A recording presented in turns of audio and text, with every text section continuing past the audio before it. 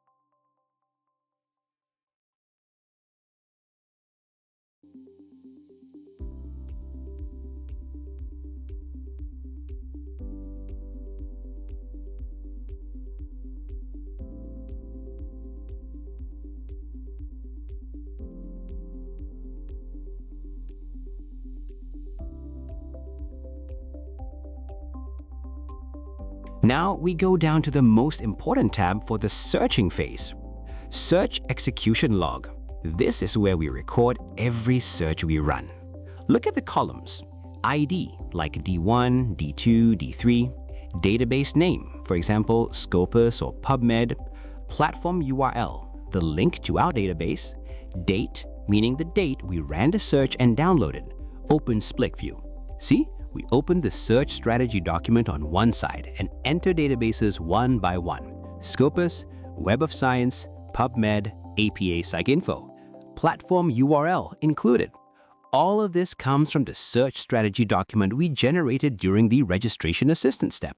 One document feeds into the next. That's why I keep stressing how important it is to make sure the early documents are correct.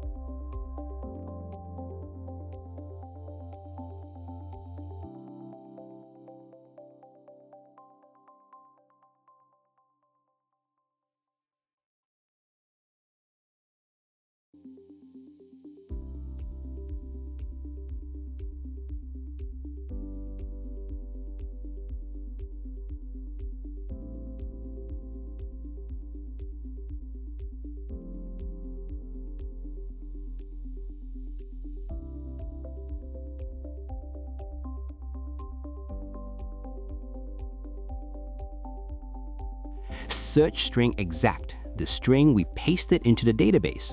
Filters applied, like language filters, country filters, RCT only, things like that. Results, the number of search results from that database. Export file name, the file name we saved after downloading. Searcher, who performed it. Verified, who checked it. And at the end, status, either in progress or completed. Just update the dropdown. We'll fill all of this during the searching step. For now, we can pre-fill the database names since we already have those details from this search strategy document.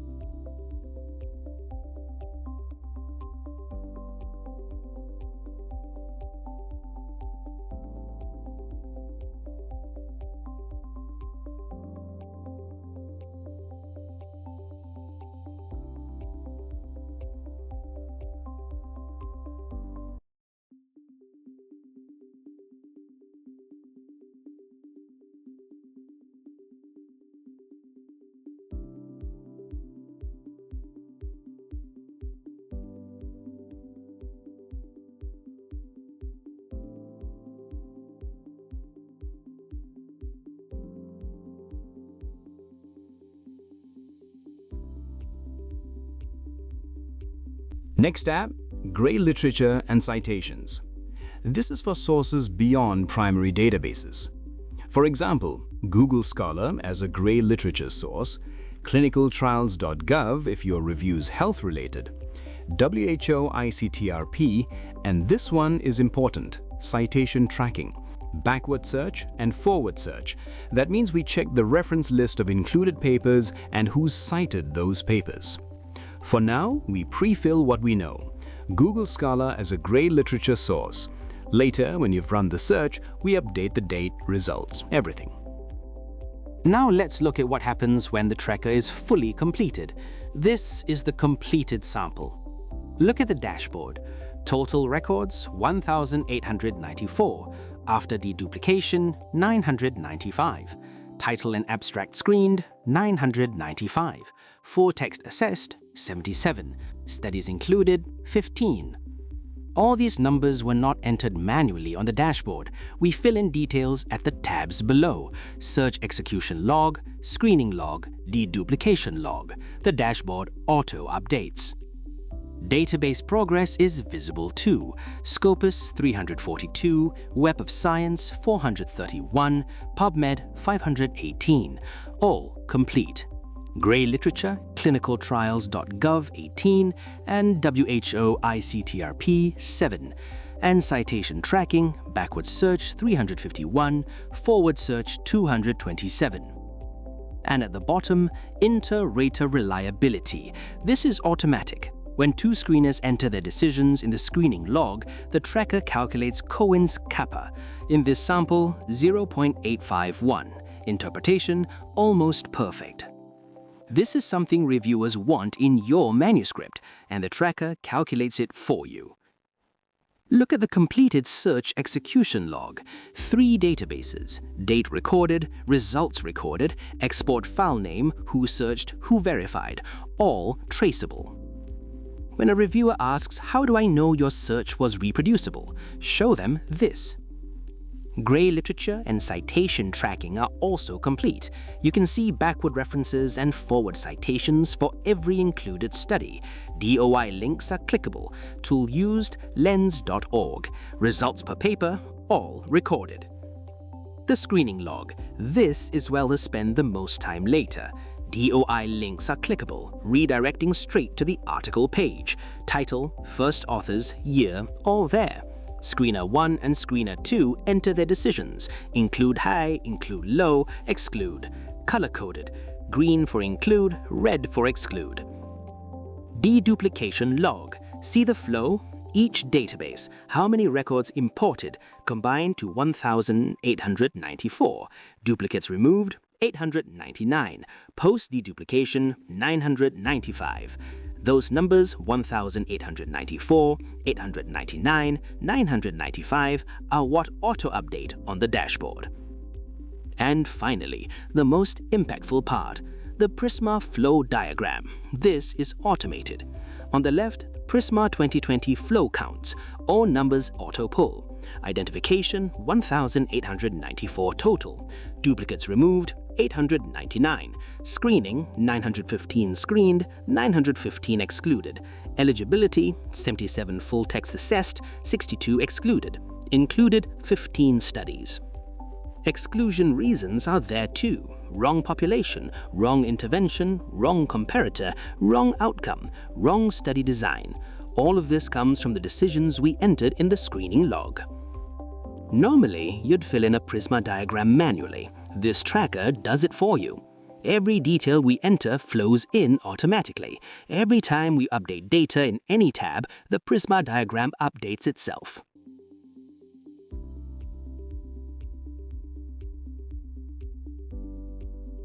Let's recap what we did in this video. We set up our own tracker. Review title is in, registration ID is ready to be filled. Database names are pre-filled in the search execution log. Grey literature sources are noted. And we saw what the final outcome of this tracker looks like: a dashboard that auto-updates, a PRISMA diagram that auto-generates, inter-rater reliability that auto-calculates. This tracker isn't something we fill once and leave. It stays with us throughout the project, from the first step all the way to manuscript generation. Every bit of progress gets recorded here, every screening decision gets logged here, every deduplication result gets updated here. Next, we're truly ready to search. We'll go into each database page, Scopus, Web of Science, PubMed, and run our optimized search strings. Then we download results in RIS format and update the tracker each time we complete a step. After that, we combine records, remove duplicates, and prepare for the screening phase. Our foundation is set. In the next video, we'll focus on completing the search across every selected database. See you in the next video.